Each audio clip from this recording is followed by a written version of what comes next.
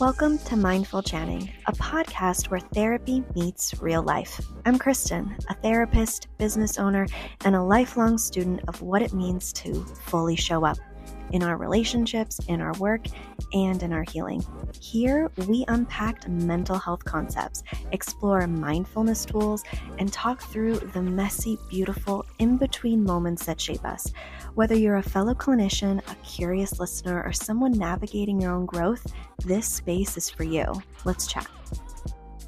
Hey friend, welcome back to Mindful Chatting. Well, guess what? It's Thursday, and this is our space to slow things down and reflect on the patterns that show up in the therapy room and often quietly shape how we see ourselves. So if you can, let's take a breath, let's shoulders drop, let's sit with today's question, and we're going to do it together. What if some of the things you think are your personality are actually coping strategies that once helped you survive? I hear this question all the time in this session. Let's unpack this.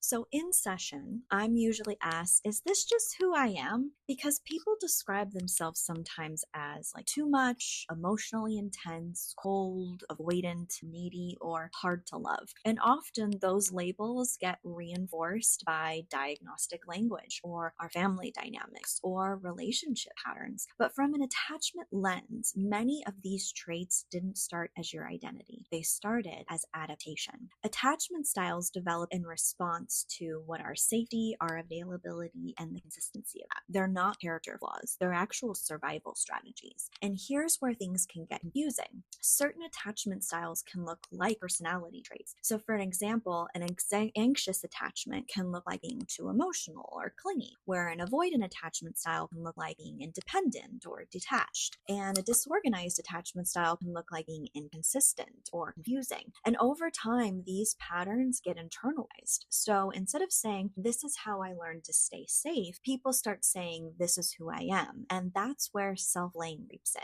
Here's a quick note for my clinicians listening. If you're looking for a charting and practice management system that doesn't make you want to scream, well, guess what? I use TherapyNotes. It's clean, reliable, HIPAA compliant, and honestly saves me hours every week. You can try it with my link in the show notes. This is especially important to name. When people receive diagnoses, whether attachment related, personality related, or trauma related, they sometimes feel relieved and then trapped. Relieved to have the language to understand what's been going on with them, but trapped by the fear that change isn't possible for them. But here's the truth, and we don't say this loudly enough. Attachment patterns are dynamic, not fixed, and coping strategies can evolve. Identity is not your destiny. What once protected you might not be limiting, and it might be limiting to you now. And that doesn't mean it was wrong. It means it worked, and it worked then. This is the reframe that changes everything. So instead of asking, why am I like this? We need to ask, what did I need to learn to survive? And does that still serve me now? That shift moves us from shame to curiosity, from identity to context, from self-attack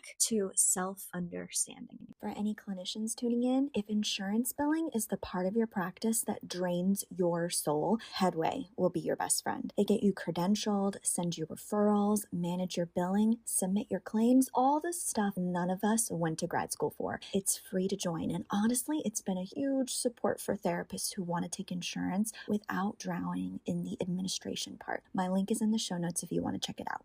If you've ever worried that your patterns are defining you, I want you to hear this loud and clear. You are not your coping mechanisms, you are not your attachment style, and you are not the strategies you learned when safety was uncertain for you. Those patterns tell a story, and stories can be understood, softened, and also rewritten. I want you to thank yourself for sitting with me in this today, especially in our Thoughtful Thursday series. And I'll see you next week, and remember, be gentle with your mind. One more thing before you go, and this helps me personally, staying present and grounded, which we all need, especially when your brain wants to spiral into disconnection.